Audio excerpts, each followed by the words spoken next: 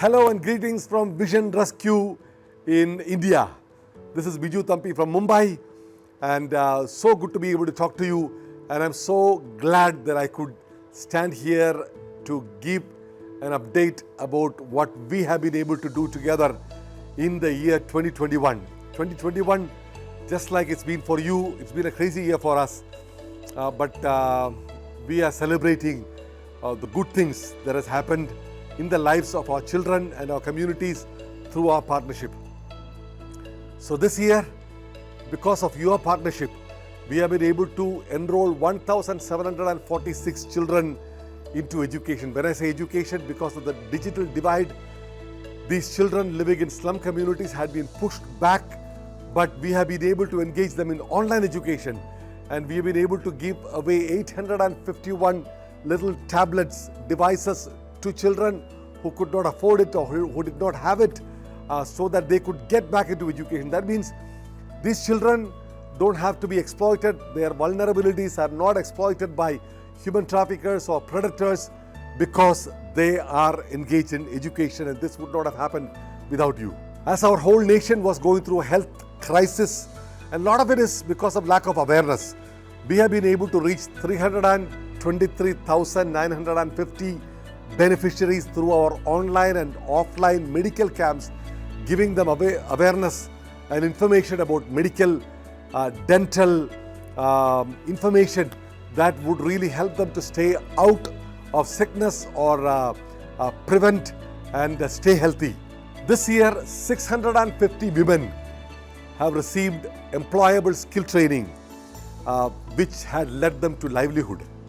So this year alone, we have been able to distribute about 1 million meals worth of groceries to people who were in starvation, people who were in the brink of starvation, or people who were actually starving. So that puts us, combined with last year's grocery distribution, 2.37 million meals have been distributed to people who would have otherwise gone into starvation.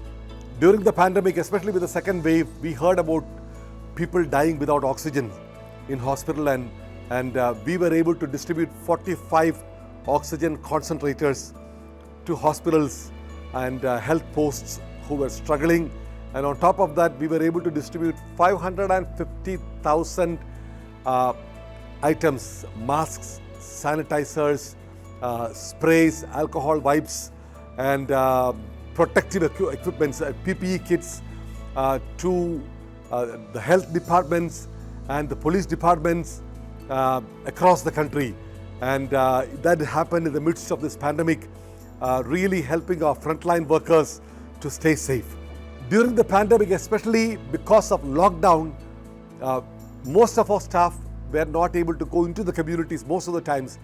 But something that we had started a few years ago, we had started training people from the slum communities who wanted to volunteer to transform their communities. We began to give them multiple trainings of communication, of conflict resolution, on how to file a police complaint, and really lift up their profile in those communities. So those people became our hands and feet.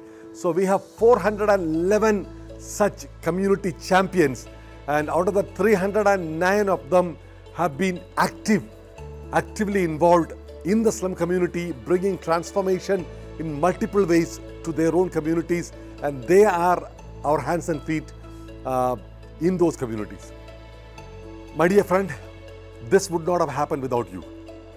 Because you gave, because you stood with us, because you prayed, because you did the journey with us, we were able to do everything that I just spoke to you right now, and we're able to save lives, keep people alive, especially in the area of education. I'm standing here with a much stronger resolve that our focus need to be on education, and we need to scale up on what we have been doing, because the people who were affected the most during this pandemic were the poor, and they are poor because they were uneducated. So I really believe that the way to move forward is to bring education to more children, to more people, so that we could equip them with information and a tool to fight exploitation and stay above all that. I want to give you a positive note. When the pandemic hit, I got information that several people who were funding us, their businesses were affected, or their giving was going to be lesser. And several people, well-meaning people, called me and told me, you have to cut down on operations, you have to lay off staff. And I didn't know what to do in the beginning, but I really felt in my heart that we are doing what we are doing because people need us. If that is the case, now is not the time to go back or to retrieve or to cut short on operations, but this is the time to do more. And that's exactly what happened.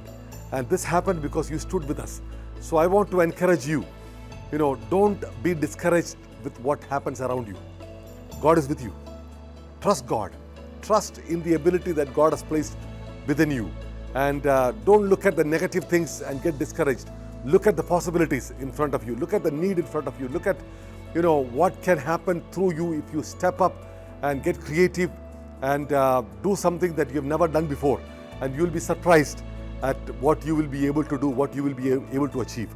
And I really believe together we will be able to educate more children and lift up more people out of exploitation, more children out of exploitation, so that they could live a life of dignity. On that note, I want to sign out wishing you a very blessed Christmas and a very blessed 2022, and I'll talk to you soon.